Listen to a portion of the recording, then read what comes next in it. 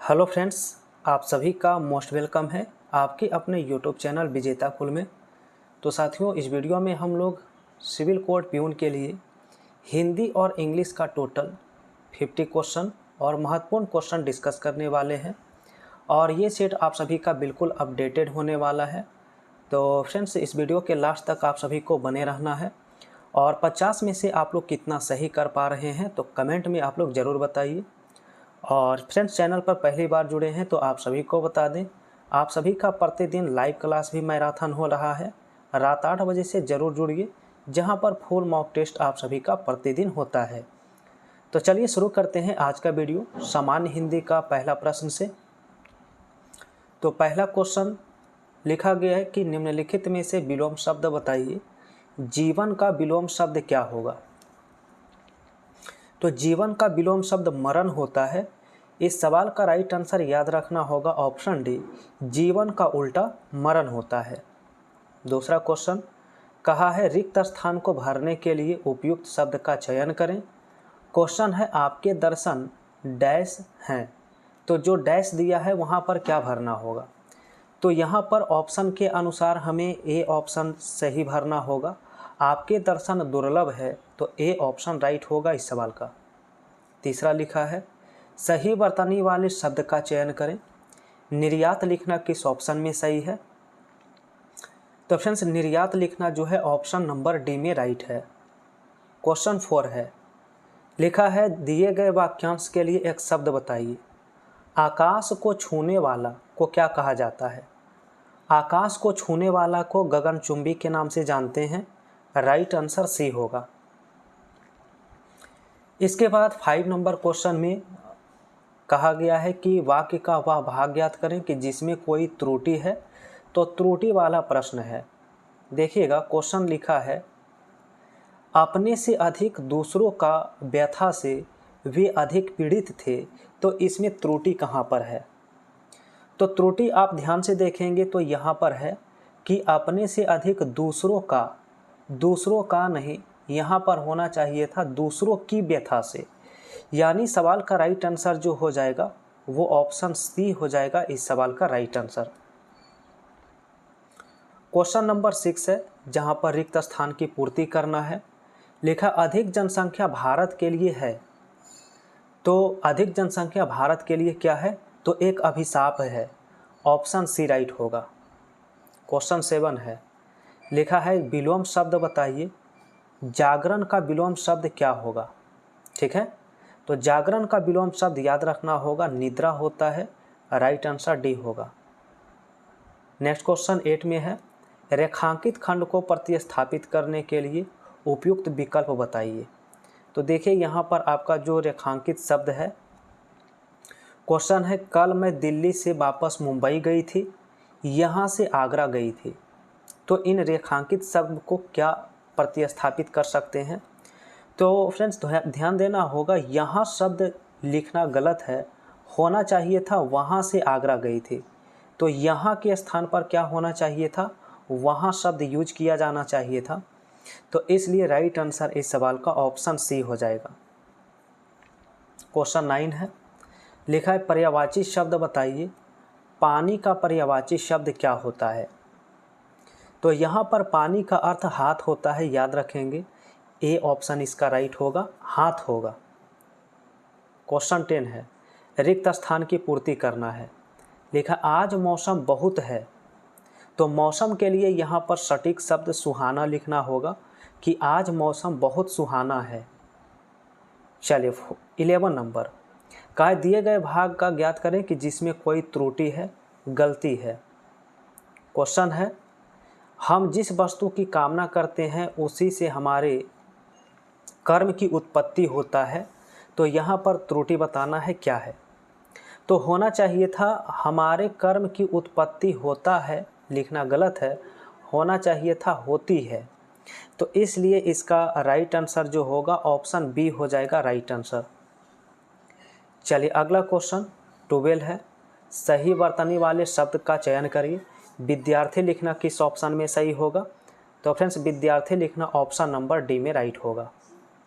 इसके बाद 13 में रेखांकित खंड को प्रतिस्थापित करने के लिए उपयुक्त विकल्प पूछा है। तो चलिए क्वेश्चन पढ़िए क्या दिखा है। लिखा अध्यापिका को परीक्षा के लिए महत्वपूर्ण प्रश्न कराए। देखिए अध्यापिका स्टूडेंट को प्रश्न करवाती है, इसलिए को शब्द नहीं होना चाहिए था अध्यापिका ने परीक्षा के लिए महत्वपूर्ण प्रश्न कराए। तो आंसर इस सवाल का डी ऑप्शन राइट हो जाएगा। ठीक है। क्वेश्चन नंबर 14 सवाल है कि साथ काम करने वाला को क्या कहते हैं। साथ काम करने वाला को सहकर्मी कहते हैं। ऑप्शन डी होगा। 15 में पर्यायवाची शब्द पूछा है। देखिए पर्यायवाची शब्द बताना है किसका, सर्प का। तो सर्प का पर्यायवाची शब्द याद रखना है, सांप होता है, भुजंग, नाग, विषधर, उरग, अहि, ये सभी सर्प के पर्यायवाची होते हैं।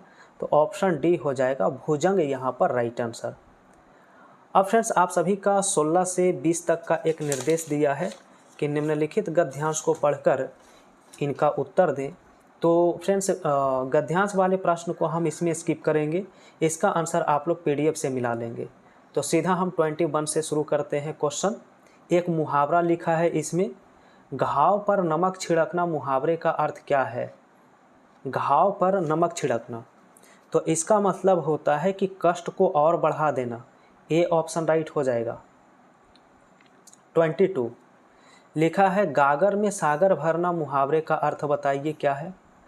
तो गागर में सागर भरना मतलब है थोड़े शब्दों में अधिक कहना। क्वेश्चन 23 है और एक फिलर्स पूरा करना है। लिखा है समय पर बिल का भुगतान करें, बिजली काट दी जाएगी। तो जो डैश दिया है यहाँ पर क्या आएगा, तो यहाँ पर अन्यथा शब्द यूज करना होगा कि समय पर बिल का भुगतान करें अन्यथा बिजली काट दी जाएगी। 24 में है कि किस भाग में त्रुटि है, इसकी पहचान करिए। ठीक है। और क्वेश्चन क्या दिया है ध्यान से देखेंगे। लिखा है समय वह धन है जिसका दुरुपयोग करने से वह व्यर्थ चली जाती है। तो फ्रेंड्स ध्यान रखना होगा, समय जो होता है पुल्लिंग शब्द होता है, इसलिए व्यर्थ चली जाती है लिखना गलत है, होना चाहिए था व्यर्थ चला जाता है, क्योंकि समय क्या होता है पुल्लिंग शब्द होता है, इसलिए इसका राइट आंसर डी करना होगा जिसमें त्रुटि है।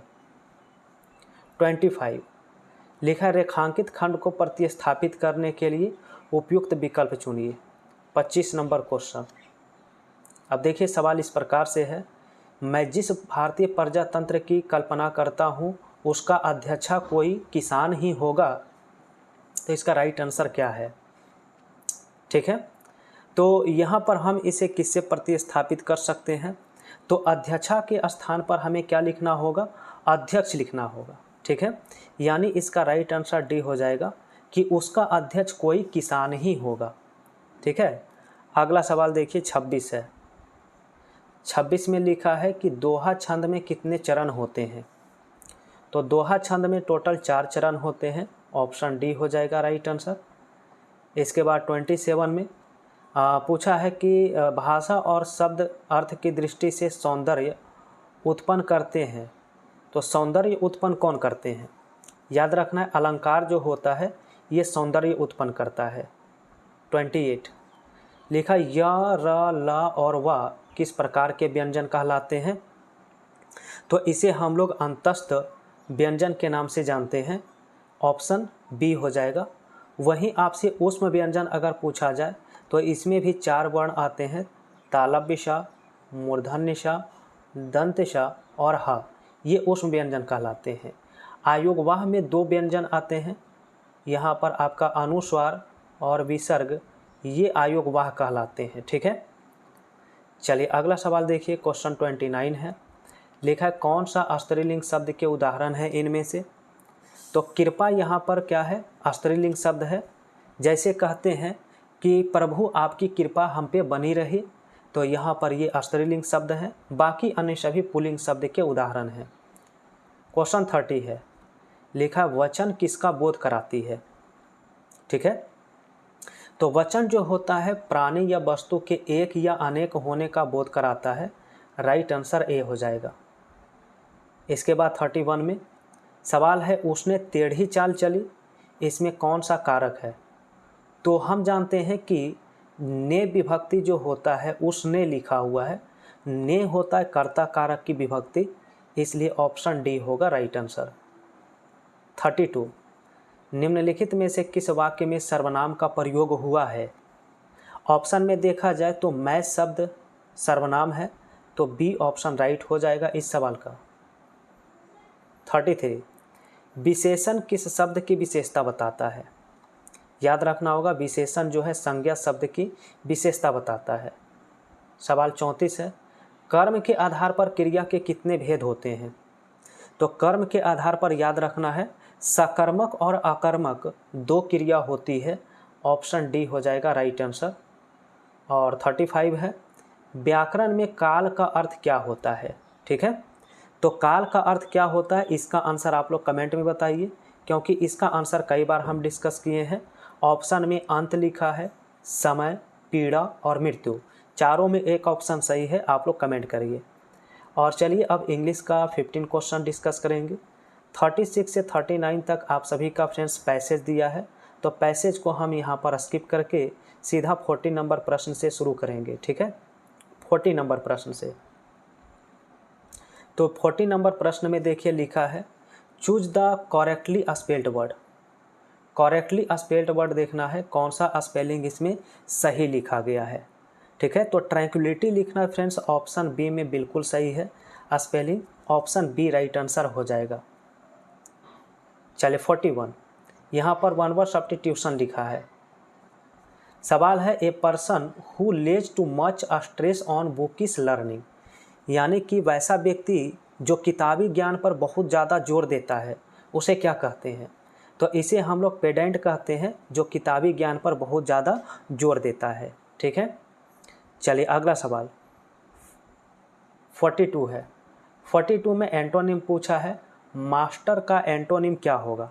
तो मास्टर का मतलब होता है प्रधान, मुख्य, प्रधान या मुख्य होता है, तो सहायक हो जाएगा एक्जुलरी, इसका क्या हो जाएगा? एक्जुलरी हो जाएगा एंटोनिम।